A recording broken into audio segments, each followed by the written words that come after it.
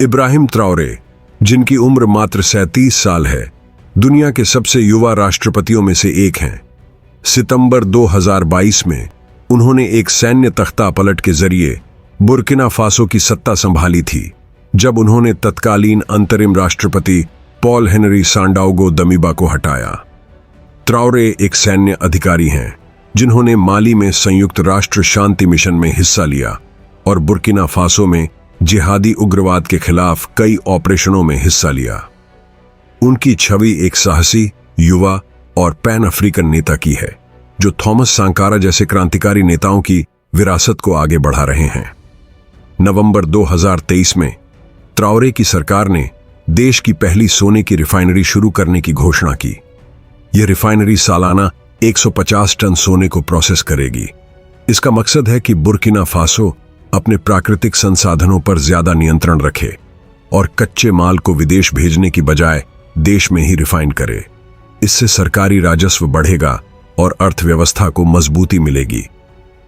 Traore ने France जैसे औपनिवेशिक शक्तियों से दूरी बनाई और माली व नाइजर के साथ मिलकर साहेल स्टेट्स गठबंधन बनाया। जनवरी 2024 में इन तीनों देशों ने इकोवास, पश्चिमी अफ्रीकी देशों का आर्थिक समुदाय से नाता तोड़ लिया और रूस जैसे नए सहयोगियों की ओर रुख किया। मई 2025 में ट्राओरे ने मॉस्को में रूसी राष्ट्रपति व्लादिमीर पुतिन से मुलाकात की, जिससे दोनों देशों के बीच संबंध और मजबूत हुए। ट्राओरे ने IMF और वर्ल्ड बैंक से कर्ज लेने से इनकार कर दिया और देश की अर्थव्यवस्था को आत्मनिर्भर बनाने पर जोर दिया। उन्होंने 2 विदेशी स्वामित्व वाली सोने की खदानों को राष्ट्रीयकृत किया और ग्रामीण सड़कों, नए हवाई अड्डे और कृषि में निवेश जैसे कदम उठाए। इसके अलावा सरकारी कर्मचारियों की सैलरी में 50% की बढ़ोतरी की गई और घरेलू कर्ज को चुकाया गया। ट्राओरे ने आतंकवाद के खिलाफ कड़ा रुख अपनाया, लेकिन जिहादी उग्रवाद के कारण देश के 60% हिस्से पर अभी भी सरकारी नियंत्रण नहीं है। हाल के आंकड़ों के मुताबिक हिंसा की वजह से 20 लाख लोग विस्थापित हुए हैं और सुरक्षा बलों पर मानवाधिकार उल्लंघन के आरोप भी लगे हैं। इसके बावजूद उनकी लोकप्रियता खासकर युवाओं में बढ़ती जा रही है। ट्राओरे की छवि को सोशल मीडिया पर AI जनरेटेड वीडियो और डीप इफेक्ट के जरिए बढ़ावा दिया जा रहा है। कुछ फर्जी वीडियो में पॉप स्टार्स जैसे रिहाना और बियोंसे को उनकी तारीफ करते दिखाया गया। मई 2025 में एक फर्जी वीडियो सामने आया जिसमें पोप लियो कान्व को ट्राओरे को संबोधित करते दिखाया गया, जो पूरी तरह AI जनरेटेड था।